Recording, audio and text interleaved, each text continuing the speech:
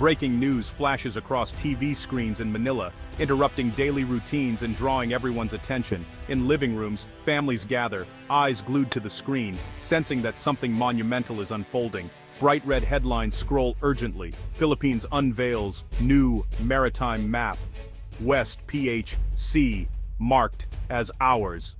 The words pulse with significance, echoing through homes and public spaces alike. Crowds gather around screens inside busy malls, their shopping bags forgotten. Faces are tense, brows furrowed, but there's a glimmer of hope in their eyes. For many, this is a moment they've waited for, a chance to see their nation stand tall. At the palace, leaders stand before the nation, holding up a gleaming new map. Cameras flash as they point to the bold new lines, their voices steady and resolute. This is more than a document, it's a declaration. For many, this is more than just news. It feels like history in the making. On the streets, people embrace, some with tears in their eyes. At home, families sit together, feeling the weight and pride of the moment. Out at sea, Filipino fishermen huddle around crackling radios on their boats, the salty wind carrying the news across the waves. For them, this announcement isn't just political, it's deeply personal. They cheer, raising their hands in victory as the announcement spreads from boat to boat. Laughter and shouts echo across the water. A rare moment of unity and celebration after years of uncertainty. "We finally have our line," says one fisherman, his voice trembling with emotion. For him and countless others, this line means safety, dignity, and hope for the future. The whole country seems to pause and take a deep breath. In parks, offices, and jeepneys, people stop what they're doing, reflecting on what this moment means for their families and for generations to come. Tensions with China have grown for years, with standoffs at sea and heated debates on land. But now, the Philippines is drawing a clear boundary, sending a message to the world that it will defend its rights and its people. For years, the West Philippine Sea has been a source of both fear and pride, a place where livelihoods are made, but also where danger lurks. The horizon now feels a little safer, a little more certain. Foreign ships, tense standoffs, and uncertain futures have haunted local communities. Villagers by the shore have watched anxiously as their loved ones sailed into disputed waters, never knowing what each day would bring. Today, the government is sending a strong message: our sea, our rights. The spokesperson's words ring out, backed by the flag, promising protection and asserting sovereignty. As the sun sets over Manila Bay, painting the sky in bold colors, the mood across the nation is equally bold. There's a sense of renewal, of a new chapter beginning. The line has been drawn, not just on paper, but in the hearts of Filipinos everywhere. Tonight, families hold each other a little tighter, proud of their nation's courage, and hopeful for the future that now feels just a bit more secure.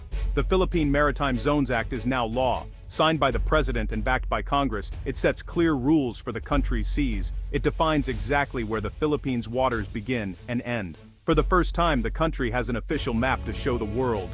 This law is a big step. It comes after years of facing challenges in the West Philippine Sea. China's growing presence has threatened Filipino fishermen and the nation's sovereignty. Now, the Philippines answers with clarity and confidence. The act does more than just draw lines. It empowers the Coast Guard and Navy to act within these boundaries. It protects marine resources and supports the people who depend on them. Most importantly, it signals that the Philippines is ready to stand up for its rights. The law is not just about territory, it is about protecting a way of life. For generations, Filipino fishermen have ventured out into the open sea, facing not just the unpredictable forces of nature, but also growing dangers from territorial disputes. Their daily lives are marked by courage and resilience as they set out before dawn, hoping to return with enough catch to support their families. In recent years, these fishermen have found themselves up against Chinese ships that block their paths, chase them away from traditional fishing grounds, and sometimes even use water cannons to drive them off. These confrontations have made fishing not just a livelihood, but a risky act of defiance. Now a new law has been passed, promising to protect these brave men and women. It recognizes their right to fish in their own waters, and assures them that the government stands behind them. This law gives fishermen renewed hope. They can now head out to sea with greater confidence, believing that they can work safely and return home to their families, free from fear and intimidation. The Philippine Navy and Coast Guard also stand to benefit from this law. With clearly defined maritime zones, patrols can focus their efforts on defending the right areas, ensuring that Philippine waters are protected from illegal incursions and that resources are preserved for future generations. For the first time, these forces have strong legal backing for their actions at sea. They can enforce the law with confidence, knowing that their authority is recognized both at home and abroad. If foreign ships cross into Philippine waters without permission, the response can now be swift, decisive, and fully justified under the law. But this law is about more than just maps, boundaries, and patrols. It represents a commitment to protect the livelihoods of ordinary Filipinos and to safeguard the nation's future. At its heart, this law is about national pride. It is a symbol of the Philippines' determination to defend its sovereignty and its people. Every Filipino understands how vital the sea is, not just for food and jobs, but for the country's security and identity. The ocean is woven into the fabric of daily life, connecting communities and generations. Now, with this law in place, these interests are defended with certainty and clarity. The government has made its stance clear for all to see. It also sends a powerful message to the world. The Philippines will not back down when it comes to protecting its rights and its people. The nation stands firm, united in purpose and resolve, ready to face any challenge that comes its way. Today, the government, the military, and the fishermen stand together as one, united in defending the nation's rights, its resources, and its future for generations to come. At the heart of the South China Sea dispute are two fundamentally different claims, each rooted in its own logic and history. This ongoing conflict has drawn in not just the countries directly involved, but also the attention of the entire world, as the outcome could reshape regional stability and international law. The Philippines bases its claim on international law, seeking legitimacy and support from the global community. Filipino officials have consistently turned to legal avenues, believing that rules and agreements should guide the resolution of disputes. Central to the Philippine argument is the United Nations Convention on the Law of the Sea, or UNCLOS, a landmark treaty signed by over 160 countries. This agreement was designed to bring order to the world's oceans and prevent conflicts over maritime boundaries. UNCLOS sets out clear, universally accepted rules for determining who owns what at sea, including territorial waters and resource rights. It's a framework meant to ensure fairness and predictability for all nations, big or small. China, on the other hand, grounds its claim in centuries-old history. Chinese officials often present ancient maps and historical records, arguing that their connection to these waters goes back generations. At the center of China's claim is the so-called 9-dash line, sometimes expanded to 10-dash, which sweeps across almost the entire South China Sea, enclosing vast areas far from China's mainland. China asserts that its fishermen have sailed, worked, and lived in these waters for centuries, making the area an inseparable part of its heritage and identity. However, these sweeping historical claims are not recognized by UNCLOS, nor by most of the international community. In fact, a 2016 international tribunal ruled that China's 9-dash line has no legal basis under modern maritime law. The Philippines insists that its rights are grounded in law, not in old maps or stories passed down through generations. For Manila, legal clarity trumps historical narrative. According to UNCLOS, every coastal country is entitled to a 200 nautical mile exclusive economic zone, or EEZ, measured from its shores.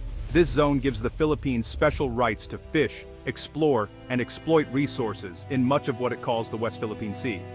In practical terms, this means only the Philippines should have the right to fish, build, or drill for oil and gas in these waters, activities that are vital for the country's economy and food security. The battle, then, is about much more than just lines on a map. It's about sovereignty, livelihoods, and the future of international order in Asia's most contested sea. Ultimately, this is a fight between the rules that the world agreed upon and one country's deeply held version of its own history. The outcome will shape not just the fate of these waters, but the very principles that govern our shared oceans. The road to this new law began in 2012. That year, Chinese and Philippine ships faced off at Scarborough Shoal. The standoff lasted for weeks. Chinese ships stayed, and Filipino fishermen were pushed out. It was, honestly, a turning point for the whole country. The government took action. In 2013, the Philippines filed a case at The Hague, a top international court. The case challenged China's sweeping claims. It was a bold move, and well, many were watching. In 2016, the court ruled in favor of the Philippines. The judgment said China's 9-dash line had no legal basis. It confirmed that much of the West Philippine Sea belongs to the Philippines. The world cheered, but the struggle was far from over. The victory at The Hague inspired hope, but it also led to new tests at sea and in global politics. Despite the Hague victory, challenges did not end. China rejected the ruling and, well, its ships stayed in the West Philippine Sea. Filipino fishermen still face danger and harassment out there. The world supported the Philippines, but honestly, enforcement was hard. Incidents continued. In recent years, Chinese Coast Guard ships have used water cannons on Filipino boats. Sometimes they even rammed local vessels. Tensions have run high, with both sides accusing each other. The Philippine government protested, but China stood firm. Words and legal papers alone could not keep the sea safe. The people needed more than promises, they needed action. That is why the new law matters. It is not just a piece of paper, it is a step toward real protection for people and resources. The new Maritime Zones Act changes the game. It takes the legal win from The Hague and makes it official Philippine policy. Now, the country has a solid foundation for every patrol, every rescue, every enforcement action. With the law, the Navy and Coast Guard have clear orders.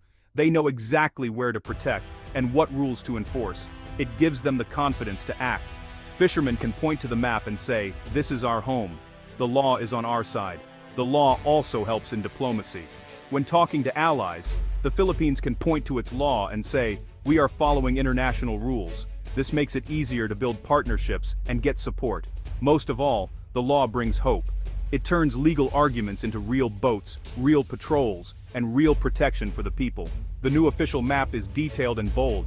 It marks the country's internal waters, territorial sea, contiguous zone, and exclusive economic zone. It shows where the Philippines claims full control, shared control, or special rights. Key features are clear. Scarborough Shoal, Pag-asa Island, and other disputed features are within the zones. The EEZ is marked from Luzon to Palawan, covering rich fishing grounds and possible oil and gas fields. For the first time, the world sees exactly what the Philippines claims. The map is more than lines, it is proof of sovereignty. It shows unity between law, policy, and daily life. The map is now a tool. It can be used by the Navy, fishermen, and diplomats. It is a powerful symbol of the country's rights, and a warning to those who challenge them. The world is watching. Many countries support the Philippines. The United States, Japan, Australia, and the European Union have all called for respect for international law. They urge China to follow the rules and avoid force. China, however, is not happy. Its leaders reject the new law and map. They warn of serious consequences. Chinese ships remain in the area, and tensions are still high. But the Philippines is not alone. The new law sets an example. It shows that even small countries can stand up for their rights. It could inspire others facing similar disputes. The future is uncertain, but now the Philippines has a strong, clear position. Will the law bring peace? It is too soon to say, but it will help protect resources, defend the nation, and show leadership in upholding international law.